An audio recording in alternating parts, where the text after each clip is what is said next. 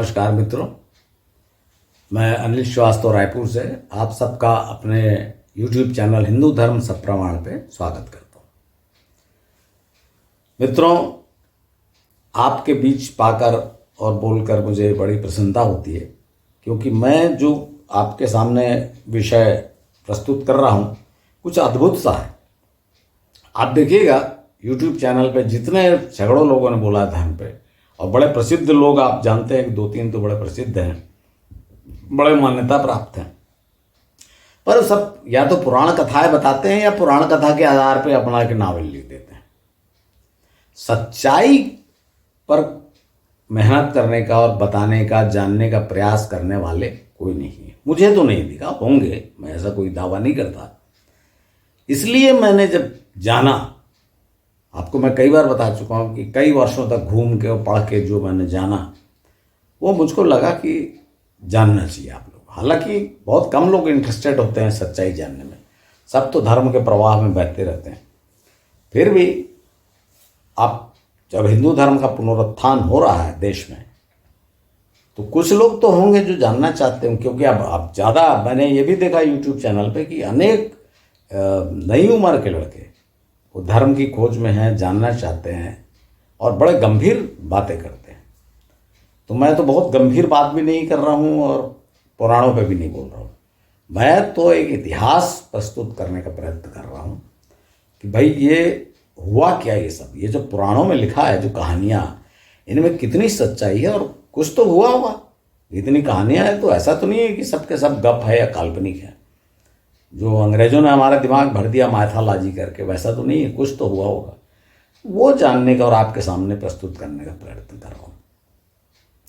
लेकिन इसके पहले मैं आपको 2 मिनट एक बात से अवगत कराना चाहता हूँ, स्वास्थ्य विषयक, और वो है फिर से कोरोना का फैलना। आपने देखा होगा कि फिर आप हल्ला होने लगा कि कोरोना फैल रहा है और सावधान, और कई जगह मास्क लगाने के इंस्ट्रक्शन जारी हो चुके हैं, और ये फिर से कहा गया कि भाई चीन से प्रारंभ हो रहा है। तो मैं इसमें, ये तो सब आप देखेंगे, पढ़ेंगे, डॉक्टरों के एडवाइस और ये सब, आपको मैं इस पर 1-2 चीज़ बताना चाहता हूँ। पहली बात तो ये सब चीन से प्रारंभ होता है, अधिकतर आप देखिएगा चीन से या अफ्रीका से। जो बीमारियाँ हैं अफ्रीका से आती हैं या चीन से आती हैं। क्यों? इसका मूल कारण है असंयमित रहन सहन, आचार विचार और खान पान। ये उसका प्रमुख कारण। और भारत में और विशेषकर हिंदू धर्म में खान पान और रहन सहन पर बड़ा संयम रखा गया है। तो हिंदू कितना भी असंयमित हो जाए, बाकी लोगों की तुलना में संयमित ही रहता है। और अच्छे अच्छे जो मैंने देखा कि मांसाहारी, नॉन वेजिटेरियन कहते हैं जो शौक से, वो भी एक टाइम अगर एक दिन में खा लिए नॉनवेज तो बहुत है। और अधिकतर तो नॉन वेजिटेरियन 90% तो आप देखिएगा हफ्ते में 1 दिन खाते हैं, बाकी दिन तो वो अपना शाकाहारी भोजन ही करते हैं। तो खैर, मैं आपको ये बात बता रहा था। दूसरी बात यह है कि आप आज ये बैक्टीरिया फैल गया, ये कीटाणु फैल गया, कब तक कीटाणुओं के पीछे जाते रहेंगे और इंजेक्शन लगाते रहेंगे, मास्क लगाते रहेंगे, यानी सामान्य जीवन जी नहीं सकते आप। तो क्या करना चाहिए? और इसके लिए ये बात जो मैं आपको कई एपिसोड में बता चुका हूँ कि अपने शरीर को ही इतना मजबूत रखना चाहिए कि इस तरह की चीज़ें आक्रमण न कर। क्योंकि जो आपको ऐसा लग रहा होगा ना कि आज हल्ला हो गया कोरोना, मैं आपसे एक बात पूछता हूँ, क्या आप या डॉक्टर लोग पक्का बता सकते हैं कि पहले कोरोना नहीं फैला था? 100 साल पहले, 200 साल पहले ऐसा हुआ था क्या? देखिए, ये तरह तरह के जीवाणु पनपते हैं, फैलते हैं। आजकल ज़रा ज़्यादा हो सकता है, और उसका कारण है ये प्रदूषण, खान पान की गड़बड़ियाँ, रहन सहन। भाई, जो आदमी को भगवान ने जो बनाया है, खुली स्वच्छ हवा, स्वच्छ जल और धूप में घूमना, ये तो रह नहीं गया। तो जब आप ईश्वर की बनाया हुआ जो शरीर है उसको ईश्वर के बनाए तरीके से नहीं रखेंगे तो बीमारियां अटैक करेंगी। तो मुख्य बात तो यही है कि आपको अपने शरीर को स्वस्थ और मजबूत और जिसको आप इंग्लिश में बड़ा जानते हैं इम्यूनिटी। इम्यूनिटी इम्यूनिटी है क्या? इम्यूनिटी है कि भाई आपको बाहरी और भीतरी अंदरूनी जो रोग होते हैं उनसे लड़ने की शक्ति। और ये कहाँ से मिलती है? ये मिलेगी शरीर को सक्रिय रखने से, योगासन, प्राणायाम, खुली हवा में घूमना, स्वच्छ जल, स्वच्छ वायु, धूप का सेवन, इन सब कारणों से मिलती है। और खाना, प्राकृतिक आहार ज़्यादा से ज़्यादा। अब देखिए, हम लोग जो आज जो लोग सोचते हैं कि हम शाकाहारी आहार लेते हैं, वो भी क्या करते हैं, आप उसको खूब तेल मसाला में भूंज के लेते हो। मैंने अधिकतर लोगों को देखा। देखिए, आपको एक छोटी सी बात बताता हूँ कि एक बार जब एक कई तरह के अन्वेषण और सर्वे चलते रहते हैं, तो एक ग्रुप ने ये सर्वे किया कि उनको सर्वे ने देखा उन्होंने कि भाई जो मांसाहार है वो शरीर को रोगयुक्त कर देता है और शाकाहार शरीर के लिए बड़ा अच्छा है। लेकिन जब उन्होंने सर्वे किया तो देखा कि शाकाहारी लोग ज़्यादा बीमार हैं, मांसाहारी लोग अपेक्षाकृत स्वस्थ हैं। तो ऐसा क्यों हुआ? जब उन्होंने इसको स्टडी की तो पाया कि इसलिए कि शाकाहारी निश्चिंत रहते हैं कि हम तो शाकाहार करते हैं, तो हमें क्या समस्या है। तो शाकाहार में क्या करते हैं, वो पूड़ी खा रहे हैं, पराठे खा रहे हैं, मिठाइयाँ खा रहे हैं, तल तल के आप अपना जो समोसा, पिज्ज़ा और सब पास्ता जो जितना होता है ये सब खा रहे हैं। भाई आप फलाहार, सब्जियाँ, हरी पत्तियाँ, ये सब सेवन आप कहाँ कर रहे हैं जो करना चाहिए। और जो मांसाहारी होता है वो आप देखिएगा थोड़ा डरता है, उसके मन में कि कहीं दिमाग में बैठा रहता है कि आज भी देखिएगा बच्चे पढ़े लिखे कि भाई मांसाहार करते हैं, पर उनको पता रहता है इससे मेरा कोलेस्ट्रॉल बढ़ जाएगा, इससे मेरा बीपी बढ़ जाएगा। तो वो सब क्या करते हैं, मांसाहार के साथ आप कई देशों का मैंने देखा है कि जो पकाते हैं मांस को उसमें खूब सारी सब्जियां डालते हैं। अनेक खास करके दक्षिण एशियाई देशों में मैंने देखा है कि जितने उनके मांस के व्यंजन तैयार किए जाते हैं इसमें खूब सब्जियां डालते हैं। और जब मांसाहार करते हैं तो उसके साथ सलाद, कच्चा सलाद खूब खाते हैं। तो ये जो चीज़ है, ये मुख्य कारण है ये कि भाई प्रकृति में उत्पन्न हुए आहार को उसको एज इट इज लेना, जितना ज़्यादा मतलब उसमें फल हो गया, सलाद हो गया, सब चीज़ें आप नहीं ले सकते, कुछ चीज़ों को आपको पकाना पड़ेगा। पर जब आप पकाएं भी तो उसमें ज़्यादा तेल मसाला और बिल्कुल जला भुना है, जैसे लोग बोलते हैं क्रिस्पी, ये सब बर्बाद हो गया। क्रिस्पी मतलब भूसा हो गया, जल गया, आप उसको खा रहे हो बड़े शौक से। तो ये सब चीज़ें आप थोड़ा सा दूर करिए। और बाकी योगासन, प्राणायाम, प्रातःकाल उठना, टाइम पर सोना, टाइम पर भोजन, जितने रूल होते हैं कि भाई आप रात्रि को हल्का खाना खाएं, खाने के 2-3 घंटा पहले कम से कम खाना, सोने के 2-3 घंटा पहले खाना खा लें, ये सब बातों का आप ख्याल करें। पेट साफ रखें, तो आपको ये सब बीमारियों से डरने की आवश्यकता नहीं है। तो मित्रों, आप कोरोना हो या कोई ना कोई बीमारी आप जब देखते रहेंगे ना तो फैलती रहती है। और अब तो ये हो गया है, थोड़ा सा इसमें स्वार्थ भी जुड़ा हुआ है। अब मैं किसी पे दोषारोपण नहीं करूँगा क्योंकि ये तो बिजनेस टैक्टिक है, लेकिन बेचने वाले भी ये सब फैलाते रहते हैं। तो देखिए, इस मौसम में जब ठंड बढ़ती है तो वायरल फ्लू, सर्दी जुकाम सब फैलता है। आजकल सब कोरोना के फार्म हो जाते हैं। पता नहीं कहाँ से आजकल किसी को सर्दी जुकाम हुआ तो कोरोना का कोई ना कोई फार्म निकल आता है। खैर, जो भी हो, अब सर्दी जुकाम नहीं होता, सीधे कोरोना ही होता है और फिर अल्लाह फैल जाता है। कोई किसी हार्ट अटैक से मरा, किसी से मरा, और उसको उस समय कोरोना हुआ क्योंकि शरीर तो वीक हो गया है, कोरोना हो गया तो पेपर में छप जाता है कि कोरोना से मर गया, लोग डरने लग जाते हैं। तो मैं आपको ये नहीं बोल रहा हूँ कि मत डरिए, डरना तो पड़ेगा ही, आप सावधान तो रहना पड़ेगा आपको। खान पान में, रहन सहन में, भीड़ भड़क्के से बचना, गलत खान पान से बचना, ये सब तो करना ही पड़ेगा। तो मुख्य चीज़ है शरीर को स्वस्थ रखना, स्वस्थ खान पान और आचरण के द्वारा। मित्रों, आइए आज के सब्जेक्ट पे हम चलते हैं। मैं आज आपको रुद्र के इस जो ये सीरीज चल रही है अपनी, इसमें अंतिम सोपान पे ले जाता हूँ। पिछले एपिसोड में मैंने आपको बताया था कि कर्नाटक में रुद्रों का प्रभाव बहुत ज़्यादा है और अनेक स्थान ऐसे हैं जो ये आपको इंडिकेट करते हैं कि कोई न कोई रुद्र यहाँ रहे। नाम तो सब उनके विचित्र विचित्र इसमें दिया हुआ है, लेकिन उससे आप पक्का पता नहीं लगा सकते, लेकिन यहाँ रहे ये पक्का है। और कर्नाटक में आप देख लीजिए कि लिंग पूजा का बहुत ज़्यादा प्रचार भी है, बहुत ज़्यादा फॉलोअर हैं उसके। दक्षिण में, जैसा अमूमन मेरा भी ये विचार था कि दक्षिण में विशेषकर तमिलनाडु बड़ा धार्मिक स्थान है, तमिलनाडु राज्य में धर्म की ज़्यादा श्रद्धा है, तो वहाँ पे ज़्यादा शिवलिंग का होगा, रुद्रों का। लेकिन मित्रों, जब मैंने देखा तमिलनाडु में और केरल में, तो मुझे उतना प्रभाव नहीं दिखा, रुद्र के तो चिन्ह नहीं मिले। फिर भी मैंने कुछ स्थानों को ऐसे ढूंढा है, चिन्हित किया है, जहाँ रुद्र हो सकते हैं। जब मैंने तमिलनाडु में ढूंढना शुरू किया, तो आपको भी पता है कि तमिलनाडु में बहुत ज़्यादा प्रभाव तो कार्तिकेय का है।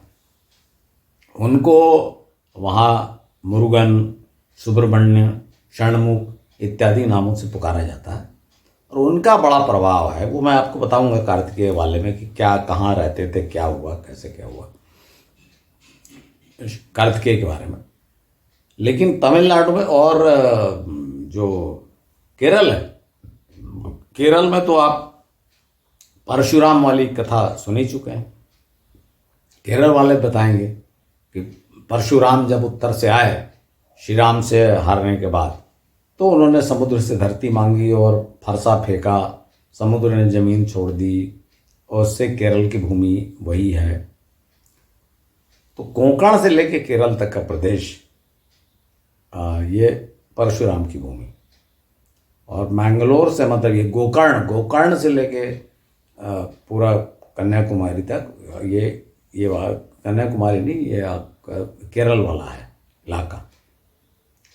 तो केरल में भी या तो परशुराम वाला महत्व है, या फिर राजा बलि का महत्व है। आपको पता ही है कि जो ये ओणम त्यौहार, ओणम फेस्टिवल मनाया जाता है राजा बलि के आने पर, ये केरल में ज़्यादा मनाया जाता है। हालांकि ये सब जगह फैल गया, पर केरल का मुख्य त्यौहार है। इसका अर्थ ये हुआ कि राजा बलि का और परशुराम का केरल महत्व है, और कार्तिकेय का महत्व बहुत ज़्यादा तमिलनाडु में। फिर भी मैंने ये देखने की कोशिश की कि क्या कर्नाटक के क्षेत्र से फिर आगे नीचे और दक्षिण की ओर ये नहीं गए रुद्र। तो देखिए, तमिलनाडु में मैं आपको 2 स्थान ऐसे बताता हूँ जहाँ मुझे मेरा ऐसा मत है कि यहाँ पर पहुँचे रुद्र।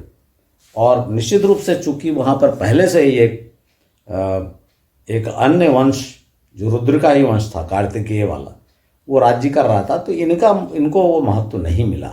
तो यहाँ से उनका समाप्त महत्व, ऐसा मैं नहीं बोल रहा कि वंश समाप्त, वंश तो आज भी होगा। आज भी मैंने आपको बताया था ना, नागवंशी मेरे मित्र नागराजन रहते हैं, मैंने उनको बताया कि तुम्हारा नाम नाग भी है, नाम भी है, नाम में नाग भी है और राजन भी है, तो हो सकता है भाई तुम रुद्र के वंश के हो। उन्होंने मुझको बताया कि भाई मैं एक ये निशान पहनता हूँ साहब, ये रुद्राक्ष पहनते हैं हम लोग सब, उनकी जाति वाले। तो ये जो सब निशान है ना, ये देखिए क्यों पहनते हैं, उनको भी नहीं पता क्यों पहनते हैं। और जब मैंने बताया तो बड़े प्रसन्न हो गए। मैंने कहा देखिए आपका सरनेम नागराजन है और विरुद्धनगर में रहते हैं, तो मैं विरुद्धनगर से बात शुरू करता हूँ। विरुद्धनगर आपको नहीं पता हो क्यों प्रसिद्ध है। ये मदुरई से जब आप दक्षिण की ओर जाएंगे, मतलब टुवर्ड्स कन्याकुमारी, तो मदुरई से करीब 60-70 किलोमीटर दूर ये विरुद्धनगर, और ये स्थान है कामराज नाडार। जो पुराने लोग हैं वो इस नाम से परिचित हैं। जवाहरलाल नेहरू के समय में कामराज प्लान आया था, जिसमें बहुत सीनियर लोगों को रिजाइन करना पड़ा था, तो वे बाद तमिलनाडु के मुख्यमंत्री बने, कांग्रेस के अध्यक्ष भी थे। तो कामराज नाडार के रिलेटिव हैं ये जो मेरे मित्र हैं नागराजन। तो जब मैंने उनसे बातें की तो उन्होंने भी 2 नाम बताए, और मैंने जब सर मैं गया नहीं हूँ, और जब भी अभी मौका मिलेगा अगली बार अब मैं बेंगलोर जाऊँगा, मेरा जाना होता रहता है क्योंकि मेरे पुत्र वहाँ पे हैं, तो मैं इन 2 जगहों पे अवश्य जाऊँगा। और ये जगह है, पहली जगह है विरुद्धनगर से लगभग 15-20 किलोमीटर दूर शिवकाशी। और ये स्थान आप लोग सब जानते हैं, ये पटाखों के लिए बड़ी प्रसिद्ध है। दिवाली के जितने पटाखे आप देखिएगा उसमें लिखा रहता है कि ये फैक्ट्री शिवकाशी, वो फैक्ट्री शिवकाशी, ऐसा लिखा रहता है। शिवकाशी में लगभग आज की तारीख में 8,000 पटाखे बनाने के कारखाने हैं और घर घर लोग पटाखे बनाते हैं, महिलाएं काम करती रहती हैं। तो ये इसलिए प्रसिद्ध हो गया शिवकाशी पटाखे। अब देखिए इसमें आप इतिहास कैसे ढूंढेंगे, प्राचीन, वो भी प्राचीन इतिहास। भाई जो वर्तमान इतिहास ये है कि शिवकाशी में पानी भी नहीं बरसता था, बड़ा सूखा पड़ता था, लोगों को कोई काम धंधा नहीं था, खाने कुछ नहीं था, तो वहाँ के लोग बाहर भागते थे। वहाँ तो लोग, वहाँ के लड़कों की शादियाँ नहीं होती थी, कोई अपनी लड़की वहाँ देना नहीं चाहता था। तो बाद में एक वहाँ पे एक जो वहाँ के निवासी थे, उनको लगा कि भाई हमको बाहर छोड़ के नहीं जाना, हमको अपने एरिया, उनको अपने भूमि से प्यार था, तो उनको लगा कि हमको यहीं कुछ करना चाहिए। तो ये बात है अंग्रेजों के समय, 1930-20 कभी की बात है। उनको पता लगा कि कलकत्ता में कोई माचिस दिया सलाई बनाने, कोई व्यक्ति दिया सलाई बनाने लगा, बारूद, छोटे छोटे बारूद से दिया सलाई बनाने लगे। तो वे दोनों, दो भाई थे, दोनों जाके उस कारखाने में चुपचाप उन्होंने मजदूरी की, 1-2 साल मजदूरी किया वहाँ, और पूरा बारूद के बारे में जाना। और ये जानकर वो वापस आ गए और शिवकाशी में उन्होंने ये दिया सलाई यानी माचिस बनाने की फैक्ट्री डाली। जब वो बनाना शुरू किया तो उनको बाद में लगा कि भाई यहाँ पटाखे भी बनाए जा सकते हैं। जब बारूद छोटा वाला काम तो है ही है, उसको जब माचिस, आप क्या दिया सलाई को जब आप रगड़ते हो तो रगड़ से वो जल जाती है और एकदम, तो उन्होंने कहा अरे ऐसे तो पटाखे बनाए जा सकते हैं। तो धीरे धीरे उन्होंने उसके पटाखे बनाना शुरू किया और वो काम बहुत बढ़ गया पटाखे वाला, क्योंकि वो तो हर त्यौहार में पटाखे जलाना वो सब जरूरत रहती है। और धीरे धीरे ये स्थिति हो गई कि जो 2-4 फैक्ट्रियों से 1980 में करीब बताते हैं वहाँ 400 फैक्ट्रियाँ थी, कारखाने थे पटाखे बनाने में, जो आज 40 साल के बाद वहाँ पे 8,000 पटाखे बनाने की फैक्ट्रियाँ हैं और 20 अरब रुपए का कारोबार होता है वर्ष में।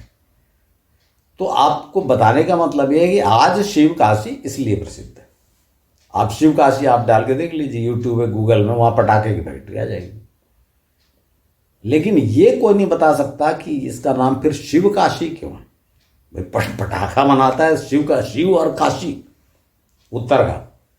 और मैंने आपको बता चुका हूँ कि काशी शिव के, रुद्रों के प्रमुख नगरों में से एक है। नगरों में से एक क्या, बल्कि सबसे प्रमुख नगर काशी है। सैकड़ों साल तक अनेकों रुद्र वहाँ हुए और इसीलिए जब उत्तर में गए तो उत्तर में जहाँ रुद्र रहने लगे उसको उत्तर काशी, जहाँ गुप्त रूप से रहने लगे गुप्त काशी। उसी फार्मूले को लेके यहाँ देखिए कि जब वो यहाँ पर आए कोई रुद्र तो उसका नाम पड़ा शिव काशी। लेकिन मैं आपको सीधे सीधे रुद्र में क्योंकि बता रहा हूँ, इसका कोई प्रमाण नहीं है, मैं आपको बता चुका हूँ कि तमिलनाडु में बड़ा भ्रम है, अस्पष्ट है, कुहासा छाया हुआ है इस जानकारी पे। अब फिर भी मैं आपको बताता हूँ शिव काशी कैसे नाम पड़ा। तो एक कथा आती है कि जो मदुरई के पांडे राजा थे, आपको पता है मदुरई में पांडे लोगों का राज था।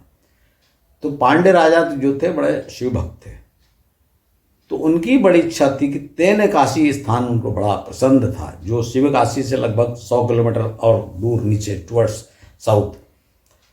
तो उनको बड़ा स्थान ये पसंद था। तो उन्होंने क्या किया कि वे स्वयं वाराणसी गए और वहाँ से उन्होंने एक शिवलिंग लिया और पूजा पाठ करके उसको लेके आ रहे थे कि इस शिवलिंग को मैं यहाँ स्थापित करूँगा तेन काशी में।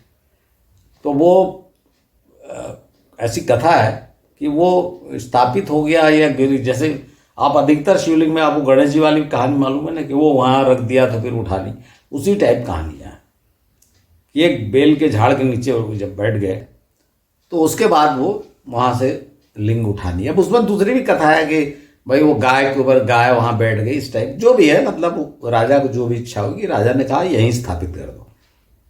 और वो शिवलिंग वहाँ स्थापित हो गया। और ये शिव काशी का शिवलिंग है। तो इसको भी काशी विश्वनाथार जो वहाँ की भाषा में कहा जाता है, ये भी टेम्पल वहाँ पर है शिव काशी में। तो ये प्राचीन इतिहास है। अब इसको, ये भी ज़्यादा पुरानी बात नहीं है, ये 16वीं शताब्दी की बात है, यानी आज से 400 साल पहले। तो मैं 400 साल पहले, खैर ये फटाका फैक्ट्रियों से तो पहले की बात है, फिर भी मैं आपको यहाँ पे सिर्फ ये बता रहा हूँ कि देखिए कोई भी स्थान में, जैसे राजा लाया वो ये सब, देखिए जितने मंदिर आज आप ढूंढेंगे, कोई भी मंदिर, कहीं का भी मंदिर, जैसे आप केदारनाथ मंदिर में जाएंगे तो केदारनाथ का भी जो मंदिर है उसका तो निर्माण, जो जीर्णोद्धार तो आदि शंकराचार्य जी ने करवाया था। और जो बद्रीनाथ मंदिर है उसको तो ये जो गोरखा राजा जिन्होंने कब्जा, गोरखा कमांडर ने करवाया था, वहाँ लिखा भी हुआ कि गोरखा कमांडर ने करवाया था, जब गोरखाओं ने गढ़वाल पे कब्जा कर लिया था, तब की बात है। तो आज जितने मंदिर आप देखने जाएंगे तो वो तो इसी तरह के, तो उससे इतिहास समाप्त नहीं हो जाता ना कि गोरखाओं ने कब्जा कर लिया था तो उस समय से बद्रीनाथ थोड़ी है। बद्रीनाथ तो हजारों साल से, पुराणों में उसका वर्णन है। पहले जो भगवान विष्णु और भगवान शिव का स्थान वही था, पहला रुद्र का, भारत की भूमि में पहला रुद्र। पहले रुद्र का चिन्ह तो खैर कैलाश पर्वत के पास है, पर यहाँ पहला चिन्ह वो था। तो उससे गोरखाओं ने कब्जा कर लिया या मंदिर बनवा दिया, उससे फर्क नहीं पड़ता। तो उसी तरह से आप देखिए शिव काशी का, कि यहाँ पांड्य राजा ने शिवलिंग स्थापित कराया। क्यों कराया यहाँ पे, और उसका नाम शिव काशी क्यों पड़ा? अगर मजबूरी में यहाँ बनाया तो शिव काशी क्यों नाम पड़ा? अर्थात वो स्थान पहले से रुद्र के रूप में चिन्हित था। आप कहीं भी जाएंगे, जैसे आप वहाँ त्र्यंबकेश्वर गया मैं, तो पता चला त्र्यंबकेश्वर का जो मंदिर है वो बड़ा प्राचीन दिखता है, लेकिन पता चला कि इसको तो पेशवाओं ने बनवाया। अब पेशवा कितने, 200-300 साल पहले। तो ये इसलिए आज के मंदिर को देख के आप इतिहास नहीं पता लगा सकते, आपको तो लोक गाथाओं उस पर जाना पड़ेगा। आप तमिलनाडु में जो 2 स्थान बता रहा हूँ, वो वहाँ के लोग रहने, मैंने वहाँ के अपने मित्र से कहा कि भाई वहाँ के जो ब्राह्मण हैं उनसे ही जरा पता करो, हो सकता है पुरानी बात, तो कोई नहीं बता सका। तो इसलिए मैं आपको ये कंफर्म नहीं बता सकता, क्योंकि वहाँ तो परंपराएं भी नहीं है ना। बाकी जगहों पे तो परंपराएं हैं, तो उससे अपन ने ढूंढ निकाला और स्थापित कर दिया कि भाई यहाँ रुद्र आए थे, तो वहाँ तो परंपराएं भी नहीं है। लेकिन जो मंदिर का जो नाम पड़ता है ना, काशी विश्वनाथार। हाँ, एक बात मैं आपको यहाँ पे लगे हाथ बता देना चाहता हूँ, जो मैंने आपको जनश्रुति में से निकाल के बताया था कि आंध्र प्रदेश का नाम बताया था कि भाई आंध्रा क्यों पड़ा, अंधकासुर वाली बात, मेरा एपिसोड देख लीजिएगा कि अंधकासुर जो था वो भी शिवपुत्र था, वो उसका राज्य था। और वराह ने, आपको ये मालूम है, वराह अंधकासुर के जो पिता थे, जो जिन्होंने पाला था, वो थे आपके हिरण्याक्ष, जिनका वराह ने, ये तो आपको पुराण मिल जाएगा, तो वहाँ पर वराह मंदिर है आंध्र में। तो इस तरह से ढूंढना पड़ेगा कि आप जब कथा कोई बोलते हो तो उसके निशान हैं क्या। तो जो मैं आपको यहाँ बताना चाह रहा हूँ कि शिव काशी में भी एक मंदिर है, और आगे इसके बाद तेन काशी, उसका बता देता हूँ। उससे वहाँ से करीब 100 किलोमीटर दूर तेन काशी है। तेन का मतलब होता है दक्षिण काशी। तो दक्षिण काशी में वो स्थान है जहाँ वो जो पांड्य राजा थे, जो वो यहाँ स्थापित करना चाहते थे। और तेन काशी भी बड़ा टूरिस्ट प्लेस है, बहुत लोग आते हैं, और ये धार्मिक नगरी भी कही गई है। इसके किनारे जो मंदिर है, यहाँ भी एक काशी विश्वनाथार टेम्पल है। और ये देखिए, काशी विश्वनाथार टेम्पल ये इंडिकेट नहीं करता, क्योंकि तो पता है कि भाई इतिहास पता है कि राजा ने लाके स्थापित किया था। अधिकतम भारतवर्ष में जब आप देखेंगे तो जो मंदिर मिलते हैं वो 7वीं-8वीं शताब्दी से पहले के नहीं मिलते। उसका कारण है कि वो गिर जाते हैं। लेकिन मैं जो आपको बता रहा हूं, जो तरीका है कि बनाया वहीं जाता है जहां पहले था, ये खास बात है। जैसे आज राम मंदिर का निर्माण जो हो रहा है अयोध्या में, वो कहां पर हो रहा है? वो तो बनाया अभी है। तो आप मान लीजिए 100 साल बाद बोलेंगे कि भाई ये तो 2023 में मनाया गया था। लेकिन कहाँ मनाया गया?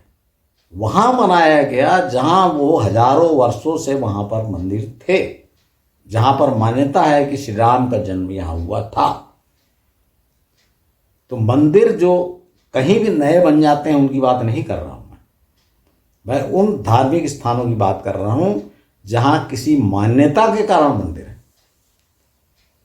तो इससे मित्रों ये समझ में आता है कि ये जो शिव काशी और तेल काशी मैंने बताया, दोनों देखिए, तो दोनों में काशी वर्ड लगा हुआ है, और तेल काशी का अर्थ भी होता है दक्षिण काशी। तो भाई आप शिवलिंग लाए और स्थापित कर दिए। जैसे आज कहीं भी आप जो शिव मंदिर बनाते हैं तो उसका नाम काशी थोड़ी रखते हैं, तो काशी क्यों रखा गया? तो मित्रों जो मैं आपको बता, अच्छा हाँ, मैं एक और आपको बता देता हूँ। दक्षिण में आप कहेंगे कि भाई अनेक लोग कहते हैं धाम भी है, आपको 4 धामों में से एक है रामेश्वरम, और रामेश्वरम को ज्योतिर्लिंग कहा गया है। लेकिन हम जो चल रहे हैं रुद्र का स्थान खोज हैं, उसमें तो स्पष्ट रूप से रामेश्वरम नहीं है, क्योंकि आप पुराण में ही पढ़ेंगे, या जो आपकी मान्यता है कि जो रामेश्वरम है उसकी तो शिवलिंग की स्थापना भगवान राम ने की थी जब वे श्रीलंका पे अटैक करने जा रहे थे। तो उसका तो रुद्र से कोई मतलब नहीं है, वो तो उन्होंने, वो अलग बात है। वो मैंने आपको बताया हूँ कि भाई वो तो एक राजनीतिक चाल थी, जो वहाँ पर शिवलिंग की पूजा करना, या लंका में रावण को मारने के बाद भी वो जो रावण जहाँ पूजा करता था उस शिव मंदिर में जाके पूजा, ये सब लोगों को खुश करने, जो फॉलोअर्स थे जो शिवलिंग के, उनको शांत करने का ये उद्देश्य था। तो इसका हम जो खोज रहे हैं रुद्र वाला, उससे मतलब नहीं है। तो मैं आपको ये नहीं कोई दावा कर रहा हूँ कि तेन काशी शिव काशी, उसको वो भी डाउटफुल है, मैं आपको बता रहा हूँ। लेकिन मुझे चिन्ह मिले तो मैंने आपको बताया। तो मैं आप ये नहीं कह रहा हूँ उसका, भाई देखिए रुद्रों का वंश तो चल रहा आज भी है। जैसे भाई अगर मैंने आपको मजाक में नागराजन साहब मेरे मित्र को बोल दिया, तो क्या आप कह सकते हैं कि नागराजन साहब जो है वो रुद्र के वंश से नहीं है? हो सकता है।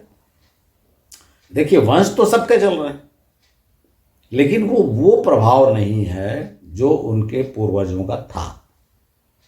इसलिए वो वाली बात नहीं है, जो धर्म वाली बात।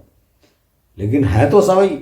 लेकिन ये सब बताना चाह रहा हूं कि इसके बाद रुद्र का ऐसा कोई क्षेत्र नहीं मिला, क्योंकि आपको मैं बता चुका हूँ दूसरे राज्यों में, तमिलनाडु में आगे जाएंगे तो कार्तिकेय का, भाई ठीक है शिव मंदिर है, शिवलिंग की पूजा करते हैं। तो कोई भी, अगर मैं पूजा करता हूँ तो मैं भी यहाँ शिवलिंग बनवा लूँगा, तो वो मंदिर शिवालय बनवा लूँगा। लेकिन वो प्राचीनता का एहसास नहीं है वहाँ शिवालय में। कार्तिकेय वाले में है, वो मैं आपको बताऊँगा। तो ये जो तेन काशी और इसके बाद में ज़्यादा ऐसा कोई स्थान नहीं मिला। तो मित्रों आज हम अपने जो रुद्रों की खोज को यहाँ पर समाप्त करते हैं। और इसमें मैंने आपको बताया, जैसे आपने देखा होगा कि 12 ज्योतिर्लिंग या 11 रुद्र, ऐसा न हो कि दर्जनों तो मैंने ही आपको बता दी। और शिवपुराण में भी लिखा हुआ है, उसमें तो लिखा हुआ है कि असंख्य अवतार हुए। अब वो क्यों है वो गलत नहीं है, यही मैं बताता हूँ। यही तो सत्य को ही तो खोजना रहता है, इस जो चमत्कारों के बीच में सत्य को ढूंढ के निकालना। और सत्य यही है कि अनेक रुद्र हुए, कैलाश से लेके आप मान सकते हो कि दक्षिण भारत। आशा मित्रों आज का एपिसोड आपको पसंद आया होगा। अब यहाँ मैं रुद्र के इस सीरीज को समाप्त करके, और अगले 2-3 एपिसोड में जरा रुद्र के पुत्र, क्योंकि ये भी आप लोग सब सिर्फ श्री गणेश और कार्तिकेय जी के बारे में जानते हैं, तो कुछ और पुत्रों का वर्णन कर दूंगा। और उसके बाद फिर मैं देवियों का वर्णन, कि देवी की क्या कथा है। क्योंकि देखिए मैं इस लाइन पे चल रहा हूँ कि जैसे हमने पहले ब्रह्मा का और ये मनुओं का बताया, जो मानव लोगों का, फिर विष्णु जी का बताया, फिर रुद्र का बताया, शिवलिंग का बताया, अब देवी का बताया। क्योंकि ये मुख्य वो पंथ थे जिनका एकीकरण करके हिंदू धर्म बनाने का उद्देश्य है। और इसमें जो मैं आपको बताया कि बहुत से आप सोचेंगे कि शिव के प्रमुख स्थान नहीं बताया हूँ, तो मैं शिव के प्रमुख स्थान नहीं बता रहा। इसमें अनेक स्थान को खास जैसे मैंने वर्णन नहीं किया जाता, तो उसका अर्थ ये नहीं कि वो महत्व, वो मैं दूसरे, जब मैं आपको प्रमुख तीर्थ बताना शुरू करूँगा तब बताऊँगा। अभी मैं आपको सिर्फ ये बता रहा था कि कैलाश से लेके धीरे धीरे धीरे कैसे रुद्र आए, और उसमें से कौन से रुद्र थे या कौन से खाली मंदिर हैं, और कैसे उनका नीचे मतलब वो पावरलेस होते गए और नीचे की ओर जाते गए, ये मैंने आपको बताया। तो अब अगले एपिसोड में मैं, जैसा आपको बताया मैंने, कि कुछ शिवपुत्रों का वर्णन करूंगा और फिर देवी वाला चैप्टर लूंगा, कि जो शाक्त पंथ है उसके बारे में बताऊंगा। तो आपने धैर्यपूर्वक सुना, उसके लिए बहुत बहुत धन्यवाद। और अगर पसंद आया तो इस एपिसोड को आप अपने मित्रों परिचितों में शेयर करें। धन्यवाद।